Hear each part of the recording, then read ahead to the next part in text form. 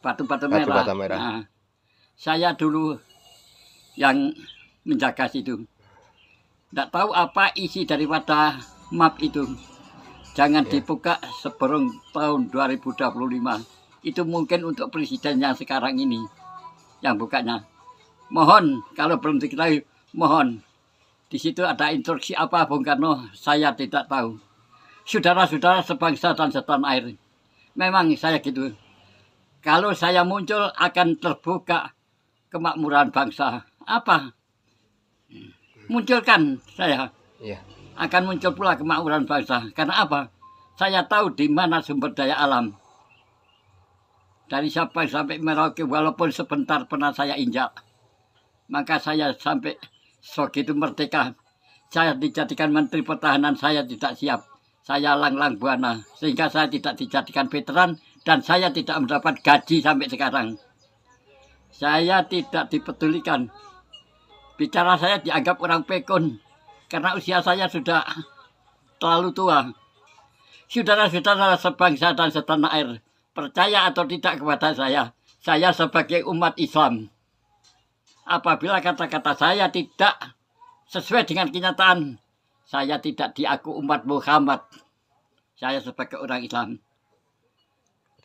Ayo, bagi yang tahu, rumah saya di mana-mana ada. Saya tidak kemana-mana, tapi ada di mana-mana. Begitu, saudara. Saya sumpah saya. Atau sekalipun saya. Kalau tidak sesuai dengan kenyataan apa yang saya ucapkan, bawa saya di bawah Tugu Monas. Tembak sekalipun di situ dan tanam di situ untuk tumbal negara ini. Negara masih keso di perjuangan begini masih sahut maut. Memang Bung Karno pernah berkata, lawan yang paling berat itu adalah lawan bangsanya sendiri. Ya sekarang ini sudah. Ya. Sekarang ini. Ya. Bagi yang mengaku-ngaku Bhinneka Tunggal Ika, yang mengaku, ya ada ceritanya. Merintis Pancasila, merintis lagu-lagu, ya itu bendera merah putih. Itu katanya orang Arab itu sudah sini sejak dulu. Saya jelas-jelasan. Istri saya itu, bukan istri saya, ibu saya itu pernah diperkosa dengan orang Arab. Jadi saya jengkel sama orang Arab. Ibu saya adalah istri dari Bupati Blitar sini. Bupati yang pertama. Masih ada saya dikawin Bupati Blitar. Dengan lainnya Bupati Blitar, istri saya dirayu-rayu sama orang Arab. Sehingga diperkosa, ketahuan sama saya. Jelas itu fakta, itu bukan cerita, itu bukan dongeng. Itu nyata, saya punya orang tua. Rahayu namanya. Sekian, terima kasih. Dan berita selanjutnya kita siap tunggu. Merdeka. Itulah yang disampaikan oleh Eyang dan Co. Jadi bisa kita kuliti bahwa apa yang dimaksud orang Arab itu jelas adalah para kabib jongos Belanda. Begitu kejamnya para kabib di Nusantara, mereka suku pendatang, tapi ingin menjadi raja di Nusantara. Ini menjadi catatan besar sejak Insinyur Soekarno merasakan hal itu hingga G30 SPKI 1948 sampai 1965. Begitu bahayanya para kabid PKI yang jelas seperti itu. Di Jakarta memang tidak kelihatan, tapi di daerah begitu kejamnya para PKI. Aidit Musuh, begitu kejamnya di Madiun. Kiai kampung, kiai yang ada di desa, santri-santri, itu banyak yang dibunuh karena dianggap sebagai pengkhianat di Indonesia dengan slogan berbagai propaganda yang dilakukan oleh Aidit dan Musuh PKI, Sofyan Barakbah, Fakhrul Barakbah, itu jelas adalah PKI yang membahayakan di Nusantara. yang hari ini itu jelas apa yang dilakukan oleh FPI, HTI, dan glorifikasi yang lain. Mereka mengaku sebagai cucu Nabi tapi ternyata palsu. Inilah yang menjadi permasalahan kita hari ini, yang kita harus betul-betul tegas dan terus-menerus kita berikan edukasi kepada masyarakat biar masyarakat paham untuk bahaya nasab palsu di Nusantara. Dan kita tidak ada salahnya kita menyampaikan bahwa mazhabul arba'ah mengancam, menghukum para pelaku nasab palsu Rasulullah Shallallahu Alaihi Wasallam. Satu, diviralkan, yang kedua di ngazabun alim atau disiksa dengan amat sakit, yang ketiga diusir dari Nusantara. Mungkin itu yang dimaksud map yang disimpan oleh Insinyur Soekarno di sebuah kamar Insinyur Soekarno. Semoga arsip itu betul-betul bisa kita buka bahwa hari ini Presiden Prabowo menerima tongkat estafet dari Insinyur Soekarno di map hijau itu, dan bisa kita lihat 16960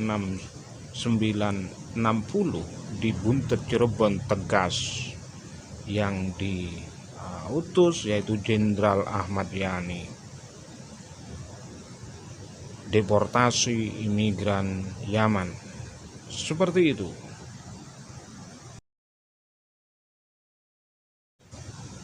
Saya kira cukup sekian, semoga bisa difahami apa yang disampaikan oleh Eyang Dangko dari awal hingga akhir. Kami berterima kasih Eyang Dangko, kami akan meneruskan perjuangan dari leluhur kita semua. Ini menjadi pelajaran kita semua, ini menjadi pelajaran yang penting. Ini bahwa sejarah saksi hidup itu masih ada. Dan saya kira Mbah Danco ini adalah, Eyang Danco adalah anak Bupati Blitar.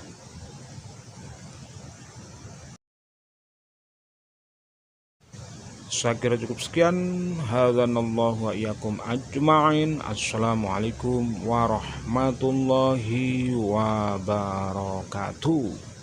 Jangan lupa like dan komen dan subscribe and share. Assalamualaikum warahmatullahi wabarakatuh. Alhamdulillahirabbil alamin wa bihi nasta'in wa ala umuri dunya waddin wa ala alihi washabihi ajma'in, amma ba'du. Ini adalah Eyang Sudanco. Jadi seperti itu. Beliau telah menceritakan terkait map yang tersimpan dalam kamar Insinyur Soekarno. Map itu tersimpan rapi, tidak boleh dibuka kecuali nanti di tahun 2025. Itu pesan Soekarno. Dan ketika kita melihat sejauh ini apa yang dipesankan Presiden Soekarno itu begitu jelas dan tegas. Hal ini dipesankan kepada Presiden Soekarno untuk Presiden 2025, yang artinya adalah pesan Presiden Soekarno untuk Presiden Prabowo Subianto. Jadi seperti itu. Latar belakang beliau, Mbah Eyang Sudanco, adalah seorang pembantu di Kepresidenan Soekarno. Jadi seperti itu. Di sebuah kamar yang dirahasiakan, yang dilabeli dengan, yang dibubuhi dengan tembok bata merah, ungkap dari Eyang Dangko. Dan yang mengherankan lagi, yang bikin kita gregetan dengan para Khabib Dobolowi, Eyang Sudangko ini begitu menahan begitu geramnya tingkah laku antek penjajah Belanda yang saat itu notabene adalah Arab. Ternyata Arabnya juga palsu. Jadi seperti itu. Kebiadaban para Khabib memang hampir 1 abad lebih di Nusantara, tapi tidak ada yang membongkar kebusukan dan kebrobrokan dari klan Ba'alwi. Dan hari ini Nusantara sedang marah, dan dengan PWI Laskar Sabilillah mengembalikan marwah Nusantara, mengembalikan marwah jati diri bangsa hari ini adalah satu jalan lawan para pemalsu nasab Rasulullah Shallallahu Alaihi Wasallam. Dan dari Eyang Dangko ini bisa kita gambarkan begitu parahnya para antek penjajah Belanda. Dan saat itu memang Belanda meninggalkan satu, Belandanya sudah diusir oleh Nika, dan meninggalkan satu, yaitu adalah budak atau jongosnya para Belanda dalam hari ini terus menggelorakan di Nusantara. Mereka membuat makam palsu, mereka membuat sejarah palsu, mereka memalsukan pahlawan-pahlawan Nusantara yang Eyang Sudangko sendiri sangat geram sebetulnya, sudah lama menahan emosi itu. Dan saat itu bisa kita dengarkan begitu geramnya Eyang Sudangko ini. Memang sifat para Khabib di samping mereka antek penjajah Belanda seperti Utsman bin Yahya, itu cukup jelas bahwa Utsman bin Yahya telah menerima penghargaan gambar singa dari Belanda, Inggris. Jadi seperti itu. Dan begitu ketika kita melihat apa yang dilakukan Utsman bin Yahya dengan menggelorakan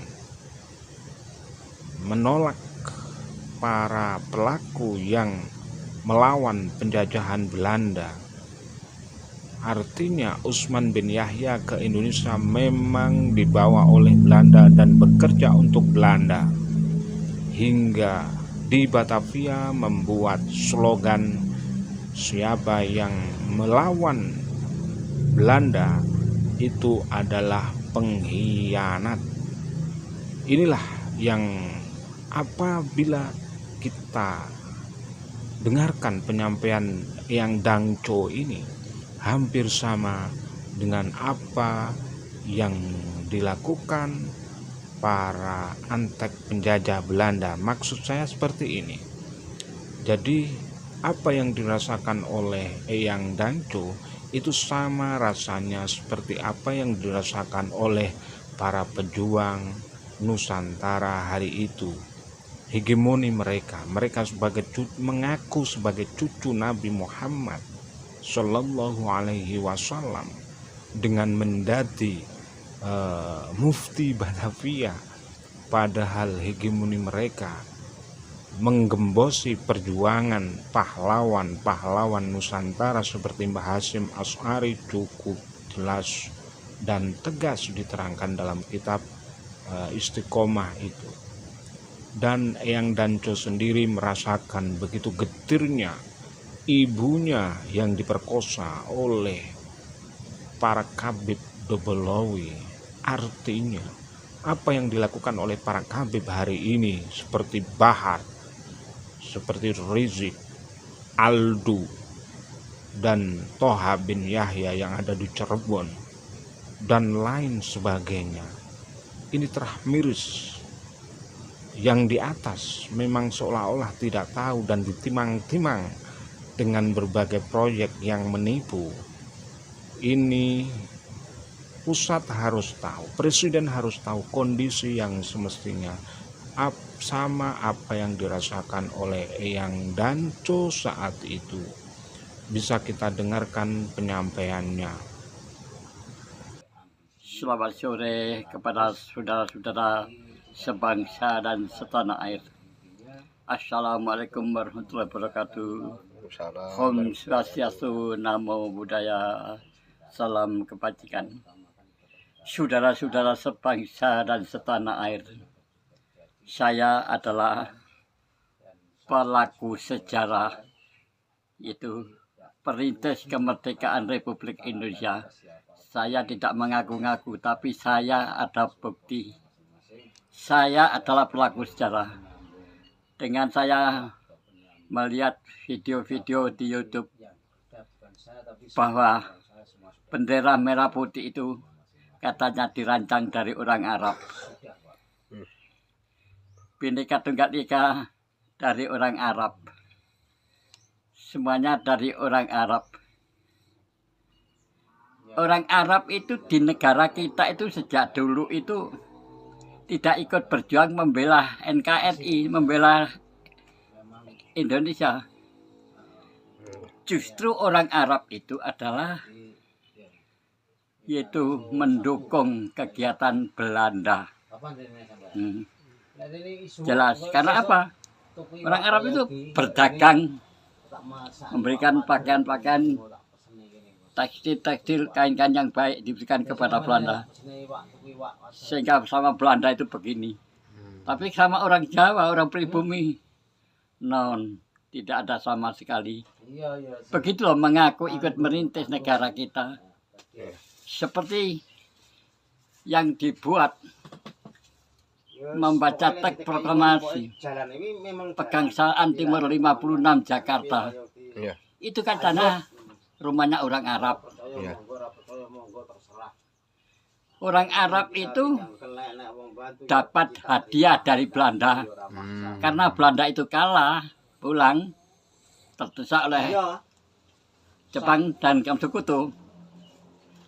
Diberi hadiah rumah di Pegangsaan Timur 56 Jakarta.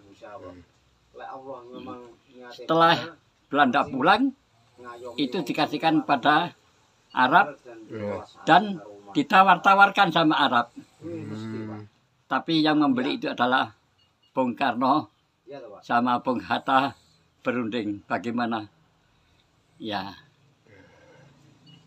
itu Bung Karno dibeli sama orang Arab itu. Nah, lalu saya jadi tukang kebunnya di sana kok. Iya. Maka di situ, ya sekarang saya tunjukkan kalau memang belum ketemu. Di rumah Pegangsaan Timur 56 Jakarta, di situ ada kamar kosong. Kamar itu dikelilingi dengan batu merah. Saya yang pasang batu-batu merah itu. Di situ ada lemari besi. Tidak tahu sekarang ketemu atau tidak. Lemari besi. Di dalam lemari itu ada dokumen-dokumen milik Bung Karno. Ada satu map pesan, tidak tahu ada sembunyi apa yang tersembunyi Bung Karno itu. Jangan dibuka sebelum tahun 2025. Nah sekarang sudah waktunya. Sudah waktunya ini ya. Sekarang sudah waktunya. Baru ingat saya Agustus ini. Ya. Ya, biar diketahui bahwa di rumah Pegangsaan Timur 56 Jakarta, di situ ada kamar kosong yang dikelilingi dengan batu-batu merah. Nah, saya dulu yang menjaga situ. Tidak tahu apa isi daripada map itu. Jangan dibuka sebelum tahun 2025. Itu mungkin untuk presiden yang sekarang ini yang bukanya. Mohon kalau belum diketahui, mohon. Di situ ada instruksi apa Bung Karno, saya tidak tahu. Saudara-saudara sebangsa dan setanah air, memang saya gitu. Kalau saya muncul akan terbuka kemakmuran bangsa. Apa?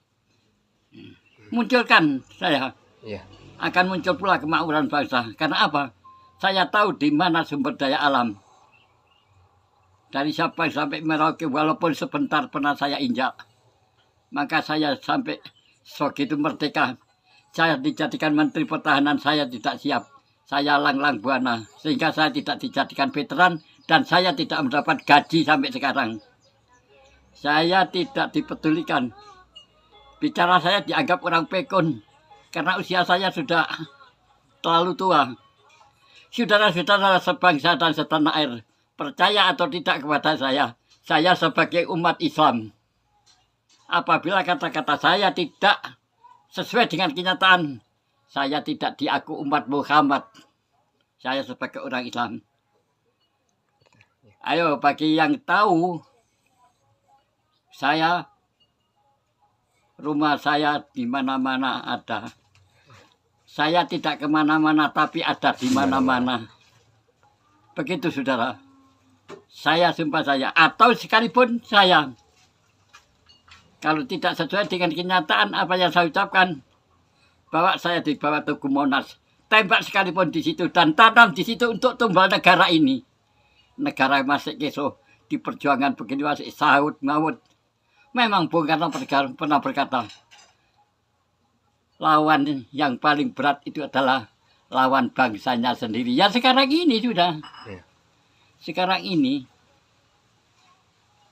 Ya. Bagi yang mengaku-ngaku Bhinneka Tunggal Ika, yang mengaku, ya ada ceritanya. Merintis Pancasila. Merintis lagu-lagu. Ya itu. Bendera merah putih. Itu katanya orang Arab itu sudah sini. Sejak dulu saya jelas-jelasan. Istri saya itu, bukan istri saya. Ibu saya itu pernah diperkosa dengan orang Arab. Jadi saya jengkel sama orang Arab. Ibu saya adalah istri dari Bupati Blitar sini. Bupati yang pertama. Masih ada saya dikawin Bupati Blitar. Dengan lainnya Bupati Blitar, istri saya dirayu-rayu sama orang Arab. Sehingga diperkosa, ketahuan sama saya. Jelas itu fakta, itu bukan cerita, itu bukan dongeng, itu nyata. Saya punya orang tua, Rahayu namanya. Sekian, terima kasih, dan berita selanjutnya kita siap tunggu. Merdeka. Merdeka. Itulah yang disampaikan oleh Eyang dan Co. Jadi bisa kita kuliti bahwa apa yang dimaksud orang Arab itu jelas adalah para kabib jongos Belanda. Begitu kejamnya para kabib di Nusantara, mereka suku pendatang, tapi ingin menjadi raja di Nusantara.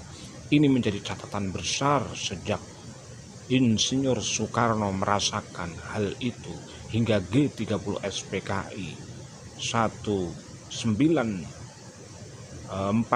sampai 1965. Begitu bahayanya para kabid PKI yang jelas seperti itu. Di Jakarta memang tidak kelihatan, tapi di daerah begitu kejamnya para PKI. Aidit Musuh, begitu kejamnya di Madiun. Kiai kampung, kiai yang ada di desa, santri-santri, itu banyak yang dibunuh karena dianggap sebagai pengkhianat di Indonesia dengan slogan berbagai propaganda yang dilakukan oleh Aidit dan Musuh PKI, Sofyan Barakbah, Fakhrul Barakbah, itu jelas adalah PKI yang membahayakan di Nusantara, yang hari ini itu jelas apa yang dilakukan oleh FPI, HTI, dan glorifikasi yang lain. Mereka mengaku sebagai cucu Nabi, tapi ternyata palsu. Inilah yang menjadi permasalahan kita hari ini, yang kita harus betul-betul tegas dan terus-menerus kita berikan edukasi kepada masyarakat biar masyarakat paham untuk bahaya nasab palsu di Nusantara. Dan kita tidak ada salahnya kita menyampaikan bahwa mazhabul arba'ah mengancam, menghukum para pelaku nasab palsu Rasulullah Shallallahu Alaihi Wasallam. Satu, diviralkan, yang kedua di ngazabun alim atau disiksa dengan amat sakit, yang ketiga diusir dari Nusantara. Mungkin itu yang dimaksud map yang disimpan oleh Insinyur Soekarno di sebuah kamar Insinyur Soekarno. Semoga arsip itu betul-betul bisa kita buka bahwa hari ini Presiden Prabowo menerima tongkat estafet dari Insinyur Soekarno di map hijau itu. Dan bisa kita lihat 1960 di Buntet Cirebon Tegas yang diutus yaitu Jenderal Ahmad Yani, deportasi imigran Yaman. Seperti itu.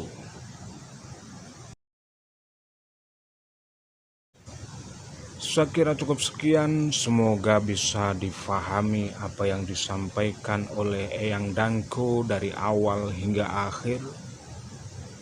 Kami berterima kasih Eyang Dangko, kami akan meneruskan perjuangan dari leluhur kita semua.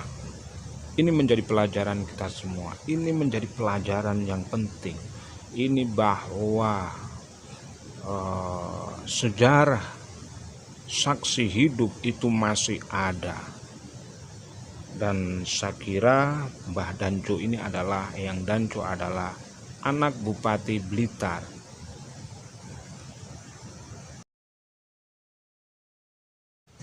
Saya kira cukup sekian. Hadzanallahu wa iyyakum ajma'in. Assalamualaikum warahmatullahi wabarakatuh.